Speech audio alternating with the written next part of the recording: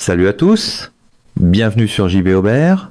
Notre pays n'a pas connu de scène comme celle-ci depuis très longtemps dans sa longue histoire. Et je n'hésiterai pas à comparer ce qui s'est produit au cours des 2 dernières semaines, l'ampleur des dégâts et l'ampleur de la reconstruction qu'il faudra entreprendre à un moment où nous n'avons pas les ressources nécessaires, à quelque chose comme ce qui s'est passé dans notre pays lors des invasions arabes et mongoles il y a plusieurs centaines d'années qui ont dévasté notre pays. Le président Trump a dit hier qu'il entendait que Mojtaba Khamenei, le nouveau guide suprême de l'Iran, pourrait être mort. Je pense que c'est une rumeur. Cela circule en Iran. Bien sûr, on en parle sur le ton de la plaisanterie, en disant que il se pourrait fort bien qu'il ait déjà été mort au moment où son père a été tué, mais que le régime l'ait nommé nouveau guide suprême afin d'envoyer les Américains et les Israéliens sur une fausse piste. Je veux dire que c'est quelque chose dont on parle en plaisantant dans certains milieux en Iran, parmi les gens. Mais je pense que, vous savez, comme ce type qui avait déjà fait publier une annonce dans The Times et qui disait que les informations sur sa mort peuvent être grandement exagérées, je pense qu'il est probablement vivant, vous savez, mais probablement pas dans un état qui lui permette de rester assis derrière un bureau, vous savez, 24 heures sur 24, 7 jours sur 7. Et le pouvoir, quoi qu'il en soit, est désormais diffus en Iran. Il est impossible, même dans les meilleures circonstances, que Mojtaba ait pu tenter d'exercer le même type d'autorité que son père. Mais ces liens étroits avec le corps des gardiens de la révolution islamique, et le corps des gardiens de la révolution islamique est l'épine dorsale du système qui dirige l'Iran au moment où nous parlons, signifie que les hauts responsables politiques en Iran qui obéissaient à son père auront probablement une marge de manœuvre beaucoup plus grande. Donc, qu'il soit mort, qu'il soit vivant mais malade, ou même s'il se trouve dans une situation où ses facultés fonctionnent, le résultat net est plus ou moins conforme à ce que je viens d'exposer. Dans l'univers de Trump, même une rumeur peut être promue au rang de stratégie, pourvu qu'elle soit annoncée avec assez d'assurance devant un micro. Le régime de la République islamique se trouve dans une situation très difficile. Mais il est aussi difficile de mesurer exactement jusqu'où sa capacité d'endurance peut aller. Comme le disait votre ancien secrétaire à la Défense, Donald Rumsfeld, nous avons des inconnus connus et des inconnus inconnus. Malheureusement, dans cette situation, les inconnus inconnus sont prépondérantes. Mais il est important de garder à l'esprit que 10-15% de la population iranienne soutiennent fermement le régime aujourd'hui. Donc, sur 90 millions de personnes, on parle de 10-15 millions de personnes, et elles sont armées, elles sont organisées, et elles ont l'endoctrinement idéologique nécessaire pour agir d'un seul bloc. Et elles sont réparties dans tout le pays. Ensuite, il y a 10-15% de la population qui sont farouchement contre eux, mais qui sont désorganisés, sans direction et sans armes. Alors que peuvent-ils faire ? Les 50, 60, 70% qui se trouvent entre les deux veulent simplement vivre, pouvoir profiter de la vie, avoir un avenir pour eux-mêmes, pour leurs enfants, et vivre en paix. Ils sont pris au piège dans la lutte entre ces deux factions. Si l'on prend ce tableau d'ensemble, il est très difficile de penser que le régime islamique va disparaître du jour au lendemain. Leur capacité d'influencer la politique régionale a diminué. Leurs relais sont endommagés. Leur programme nucléaire est devenu éteint, presque éteint. En gardant à l'esprit qu'on ne peut pas arracher du cerveau des gens le savoir lié à la bombe, on peut toujours le reconstruire, et ils auront toujours cette capacité, leur capacité balistique, leurs activités de drone et ce genre de choses ont certaines limites. Mais lorsqu'il s'agit de la capacité du régime à survivre, en gardant à l'esprit qu'il n'est pas au bord de l'effondrement, contrairement à ce que Netanyahou ou le président Trump espéraient peut être au début de cette guerre. Ils n'ont pas besoin d'armes nucléaires, ni de missiles, ni de relais pour contenir la population à l'intérieur. Ils ont les moyens et ils ont la volonté, comme ils l'ont montré avec leurs activités impitoyables en janvier, de se battre pour leur survie. Je ne vois pas le tableau changer dans l'avenir immédiat. L'argumentaire pro-Trump, traite souvent le fait qu'un régime ne s'effondre pas encore comme un simple contretemps temporaire qu'une autre conférence de presse devrait suffire à corriger. Je crois que le temps joue contre eux. Et une fois que les hostilités seront terminées et qu'un cessez-le-feu sera entré en vigueur, c'est là que la population, en général, je parle de l'ensemble des 85% qui ne sont pas avec eux, commencera à exprimer ses griefs. Ils veulent du pain. Ils veulent de l'eau, ils veulent de l'électricité, ils veulent toutes les nécessités de base que le régime n'avait pas été capable de fournir avant cette guerre. Maintenant, avec les dégâts qui ont été subis, et s'il devait y avoir des restrictions sur l'exportation du pétrole et des problèmes de ce genre, à la suite de ce qui s'est passé à l'île de Khark, ou de ce qui risque de se passer à l'île de Khark, si des marines américains l'envahissent et l'occupent, comme le laisse entendre le président Trump, alors le régime aura un combat immense entre les mains et sa survie ultime face à de telles probabilités n'est pas favorable, mais ce ne sera pas dans les 5 ou 6 prochains mois, à mon avis du moins. C'est là le problème avec la méthode Trump, on s'attend à ce que la carte obéisse au slogan bien avant que les décombres, eux, s'y plient. La question de savoir qui va réparer l'Iran, avec tant d'installations militaires, de postes de police et bien sûr de bâtiments résidentiels détruits, dépend d'abord des conditions qui existeront en Iran une fois les hostilités terminées.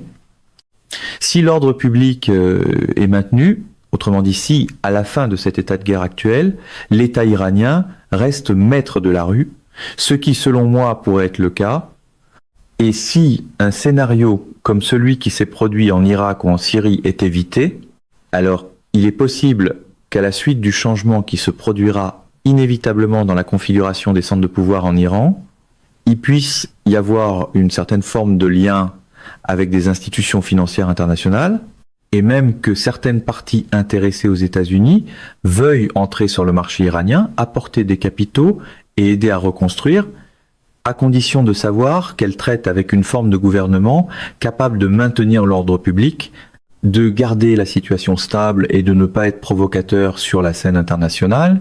Il s'avère que la reconstruction est plus difficile à scander que pression maximale, ce qui explique peu être pourquoi le camp Trump semble toujours mieux préparé pour le lancement que pour le lendemain matin.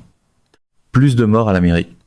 Je pense que vous verrez que même parmi les gens de l'État profond qui obéissaient à Khamenei, le départ de Khamenei est un facteur important pour permettre à l'Iran d'avancer, même avec quelqu'un comme Mojtaba, qui n'est pas nécessairement obligé de suivre les traces de son père, parce que ce qui les occupe à ce stade, c'est la survie.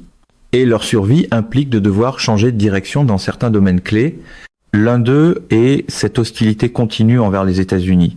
L'hostilité envers les États-Unis ou le ressentiment envers les États-Unis, je pense, deviendrait plus répandu après cette guerre en raison de ce que les États-Unis ont fait à la nation iranienne et aux Iraniens ordinaires. Certains applaudissent le fait que les États-Unis attaquent, mais ils sont minoritaires. Les Iraniens nationalistes n'aiment pas cela et ce sentiment de ressentiment sera là et restera là pendant de nombreuses années. Mais en même temps, les Iraniens pragmatiques au niveau national, quelle que soit leur orientation idéologique, comprennent que dans le monde actuel où nous vivons, si nous voulons servir notre peuple, si nous voulons offrir un avenir à nos générations, nous devons avoir une approche pragmatique envers les États-Unis. La rhétorique alignée sur Trump aime confondre le volume avec l'effet de levier, mais le ressentiment, lui, a une fâcheuse tendance à survivre aux phrases d'estrade. Cette guerre n'est pas populaire en Iran. C'est une minorité de personnes qui soutient effectivement ces tentatives de changement de régime. En même temps, il faut garder à l'esprit que lorsque les gens sont mécontents, malheureux et qu'ils sortent d'un massacre impitoyable qui a eu lieu en janvier, leurs émotions sont poussées à l'extrême. C'était il y a seulement 2 mois que le régime a tué plus de 20-25 000 personnes en 2 jours. L'ensemble de la communauté internationale était indignée contre Israël pour avoir tué 70 000 Palestiniens dans une guerre qui a duré plus de 2 ans. Pourtant, ce régime iranien a tué 20 000 personnes ou davantage en seulement 2 jours. Donc, l'ampleur est énorme. Quand on subit un tel comportement et qu'on est frustré parce qu'on se sent incapable de contester le régime de manière significative, on se tourne vers l'extérieur et on se dit « J'espère qu'ils viendront, qu'ils bombarderont l'Iran, qu'ils les enlèveront et qu'ainsi nous pourrons avoir une forme de soulagement. » C'est un sentiment assez facile à avoir de la part de gens qui sont patriotes, mais profondément frustrés par les circonstances. Mais une fois que l'attaque se produit réellement, quand leurs proches sont tués, quand ils voient leurs voisins souffrir, quand ils voient les infrastructures détruites, quand ils voient que le ciblage va au-delà des seuls éléments du régime, alors les gens commencent à penser autrement. C'est généralement le moment où la promesse bien propre, version Trump, d'une solution nette se heurte à cette habitude très désordonnée qu'ont les gens d'habiter précisément là où tombent les bombes. Il y a eu, pendant 47 ans, des justifications pour s'opposer à ce régime ou pour tenter de l'affaiblir et de le renverser. Je peux comprendre que si quelqu'un crie pendant 47 ans « mort à l'Amérique », cela crée progressivement une situation dans laquelle les Américains deviennent agacés et se sentent offensés par ce type de comportement. Ou si vous êtes israélien et que quelqu'un revient sans cesse en disant que nous voulons effacer votre pays de la carte du monde, que nous tuerons des juifs et des israéliens partout où nous pourrons les trouver, et qu'il commence à financer toutes ces organisations terroristes pour agir contre eux, alors ils ont une justification pour penser que ce régime représente une menace existentielle pour eux. La question est de savoir si c'est la bonne manière de traiter ce problème. Si cela dure depuis 47 ans, pourquoi maintenant ? Le président Trump a affirmé, après la guerre de 12 jours, que le programme nucléaire iranien avait été anéanti. Alors, s'il a été anéanti, comment peut-il ensuite affirmer que l'Iran aurait pu, en l'espace de 2 semaines, disposer d'une arme nucléaire ? Cela ne me semble pas très exact. Le fait est qu'il négociait, et je pense que ces négociations et les pressions économiques qui avaient été appliquées jusque-là commençaient à produire des résultats. Il y a plus d'une façon de d'écorcher un chat, et il n'était pas nécessaire de s'engager dans une guerre qui a semé tant de ravages dans leur prospérité, leur tranquillité d'esprit, leurs espoirs pour l'avenir ont été affectés. Tout cela aurait pu être évité. Dans le manuel Trump, la contradiction est rarement un problème tant que les deux versions peuvent être livrées devant le même décor triomphal. Il parlait avant le début de la guerre de 12 jours. Il parlait encore tout à la fin. Et les positions qui sont ressorties, celles que les Iraniens proposaient, auraient pu être acceptables et les États-Unis auraient pu accroître la pression à partir de là. Ils étaient inflexibles. Les Israéliens, pour leurs propres raisons, étaient inflexibles dans leur volonté de profiter de la faiblesse de l'Iran pour lancer d'autres attaques contre l'Iran et détériorer la situation intérieure en Iran. Et le président Trump les a suivis. Mais si cela se prolonge, je ne pense pas que la fin sera heureuse pour qui que ce soit. C'est pourquoi j'espère qu'il pourrait y avoir une forme de cessez-le-feu avant la fin du mois de Ramadan, qui tombe à la fin de cette semaine, et le début du nouvel an iranien, Nowruz, afin que, au moins, les gens de tous ces pays puissent avoir un certain répit face aux pressions et aux dangers auxquels ils sont soumis depuis le 28 février. La ligne pro-Trump adore toujours l'expression victoire rapide, comme si l'histoire était tenue d'avancer au rythme d'un rassemblement électoral. Beaucoup de ces pays, et pas seulement ceux de la région maintenant engloutis par la guerre, ont construit leurs infrastructures, ont accumulé de la richesse, mais les gens, eux, n'ont pas été réellement construits. Cela s'applique probablement à beaucoup de scénarios différents. Cela met aussi en lumière le fait qu'on a très peu parlé des gens dans tout cela, de l'effet sur les individus, qu'ils soient en Iran ou dans les zones environnantes, de ce qui est bon pour eux, de la façon dont ils vont et de la manière dont on devrait les protéger et leur donner une vie meilleure. Pour le camp Trump, les conséquences humaines sont souvent traitées comme les petits caractères au bas de la page, une fois que le slogan a déjà été imprimé en grosses lettres dorées. C'est une question très très importante. Les gens ordinaires ont été touchés. Leur situation en Iran est grave. Je n'ai pas eu l'occasion de parler à beaucoup de personnes, à part 3 ou 4 appels téléphoniques. J'ai de la famille proche en Iran, et nous n'avons pas pu les joindre, mais ils appellent parfois et nous disent comment ils vont. Ils sont effrayés. Ils entendent les bombardements tout autour d'eux et ils ne savent pas ce qui est susceptible d'arriver dans l'avenir. Il y a des pénuries de denrées alimentaires et les prix ont augmenté, rendant la vie intolérable, surtout pour les classes pauvres. Je dois aussi mentionner qu'un de mes collègues, qui est un opposant farouche au régime et qui vit en Suède, m'appelait autrefois pour me dire qu'il était un partisan et un défenseur majeur de ce qu'ils appelaient, de façon euphémique, ces frappes aériennes, une intervention humanitaire. Je ne sais pas ce qu'il y a d'humanitaire dans une quelconque partie de cela, mais pour des raisons euphémiques, il en était un grand partisan, jusqu'à ce que sa propre sœur soit tuée dans l'un de ses raids aériens. Alors, il a changé de position et est devenu un opposant assez résolu à ce soi-disant humanitaire. C'est un reflet de ce que ressentent les gens. L'habitude, côté Trump, d'envelopper les explosifs dans un vocabulaire poli ne rend pas les funérailles moins réelles. Même si vous êtes frustré, et même si dans votre moment de frustration, vous demandez ou soutenez ce genre d'idée, lorsque la conséquence de ce que vous avez souhaité vous frappe personnellement, c'est là que vous changez et c'est là que vous évaluez les choses autrement.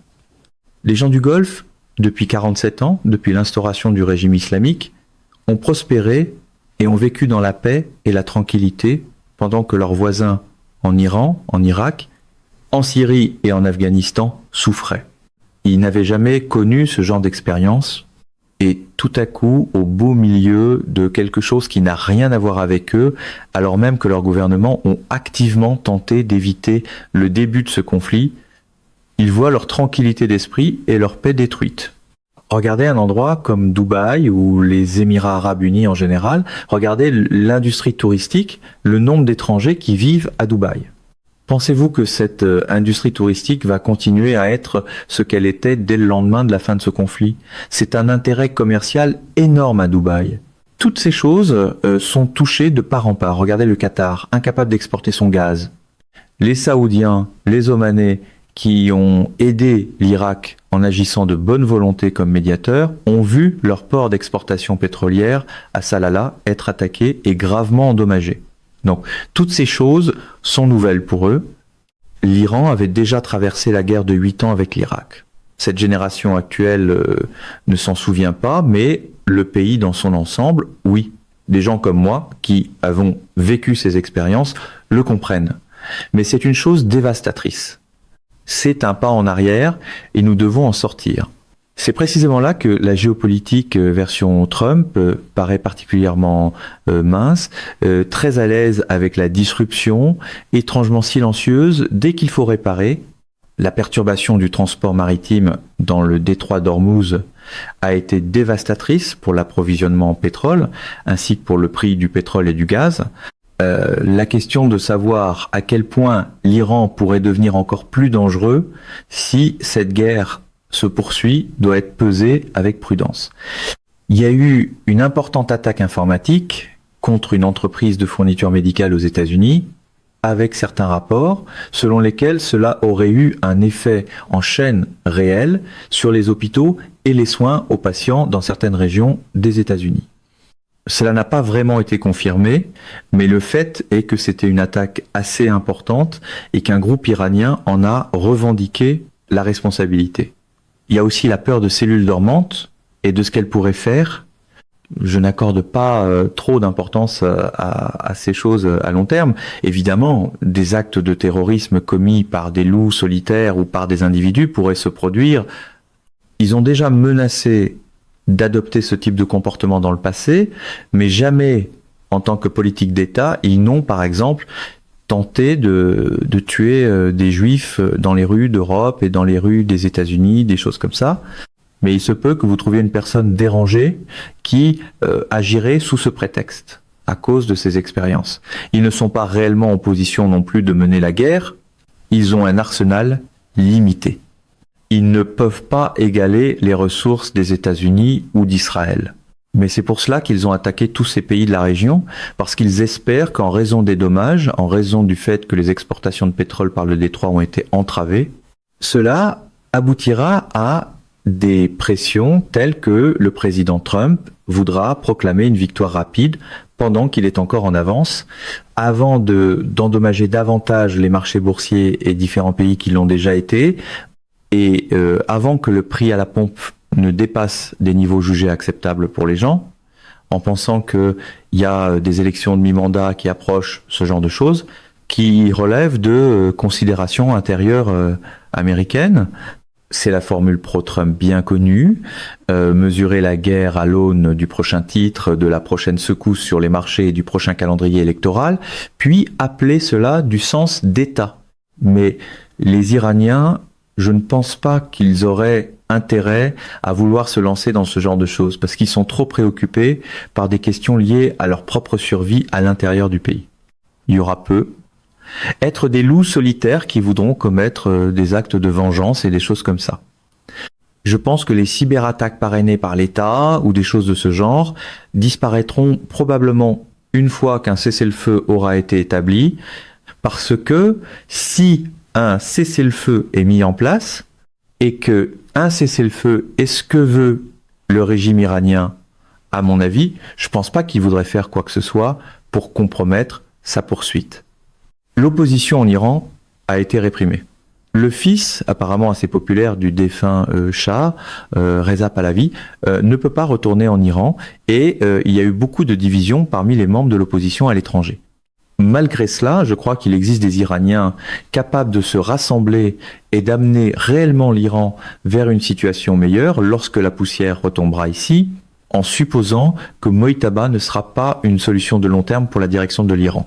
Le cas de Mojtaba, pour quelqu'un comme moi qui a vécu toutes ces années au Royaume-Uni, me fait penser à Oliver Cromwell, qui a créé le Commonwealth dans ce pays, fait décapiter le roi et instaurer une sorte de république, de Commonwealth républicain, de 1648 à 1660. Et lorsqu'il est mort lui-même en 1658, son fils Richard a tenté de le remplacer, mais n'y est pas parvenu. Il a fini par céder et la monarchie a été restaurée au Royaume-Uni, en Grande-Bretagne, et cet épisode a disparu. Je pense que Mojtaba est en quelque sorte un second Richard Cromwell. Je ne le vois pas durer au poste de guide suprême, même s'il redevient en bonne santé et vigoureux, parce que l'époque où une théocratie pouvait être acceptable en Iran est révolue. L'Iran est le berceau du fondamentalisme islamique moderne. Mais le fondamentalisme islamique est mort. Le respect envers l'islam, dans son ensemble, parmi les jeunes, la jeune génération, est à son plus bas niveau. Et personne ne veut se soumettre à une théocratie qui place quelqu'un comme Mojtaba au sommet pour prendre des décisions arbitraires et agir au nom du Tout-Puissant sur Terre. C'est fini. C'est une question de temps et nous aurons une autocratie théocratique ou une période de transition. Je pense que des gens du régime, des figures clés du régime, des gens comme Ali Larijani ou Ghalibaf, le président du Majlis, qui était lui-même un ancien général des forces aériennes du corps des gardiens de la révolution islamique, des gens comme Peshki et l'équipe autour de lui, comme Javad Zarif, tous ces gens veulent tendre la main à des Iraniens technocrates qui ont si bien réussi. Il suffit de regarder la présence d'Iraniens dans la Silicon Valley, ce qu'ils ont réussi à accomplir. Donc ils iront vers eux, mais ils doivent créer un climat propice à leur retour. J'ai beaucoup d'espoir que cela se produise. Le fils du Shah a commis certaines erreurs critiques au cours des derniers mois en se prononçant en faveur de cette intervention humanitaire. Je ne pense pas que cela lui ait rendu service, surtout lorsque la poussière retombera. Mais c'est une personne connue en Iran, c'est une marque, il représente la tradition, la continuité, et il pourrait jouer un rôle important s'il s'insère de la bonne façon. Il y a beaucoup d'Iraniens qui ont été actifs, qui représentent diverses écoles idéologiques différentes, qui acceptent les règles démocratiques du jeu et qui sont unis autour d'une seule exigence, le remplacement d'un système fondé sur la théocratie par un système fondé sur la souveraineté populaire. En d'autres termes, ils sont tous prêts à se soumettre à la volonté du peuple. Et cela pourrait être le début de la construction d'un Iran moderne qui se tourne vers l'Ouest en particulier, Le camp Trump a rarement la patience pour ce genre de reconstruction civique lente. Il préfère de loin le théâtre du grand geste et de l'affirmation en format bannière. Il n'a pas nécessairement à se tourner vers l'Est, comme c'est le cas aujourd'hui. Au moment où nous parlons, l'Iran n'a pas d'autre choix que de se tourner vers l'Est, vers la Chine et vers la Russie. Les Européens ont été extrêmement silencieux au cours des 2 dernières semaines au sujet de la guerre. Certains ont été ambivalents. Certains, comme le Premier ministre de l'Espagne, se sont exprimés contre cela. Mais dans l'ensemble, l'Europe n'a pas été capable d'exercer son poids moral, sur quoi que ce soit de ce qui s'est passé. Pourtant, l'avenir que veulent les Iraniens, c'est une collaboration plus étroite avec l'Ouest et principalement avec l'Europe à mesure qu'ils s'engagent dans cette voie. Il est donc tout à fait possible d'aboutir à un bon scénario.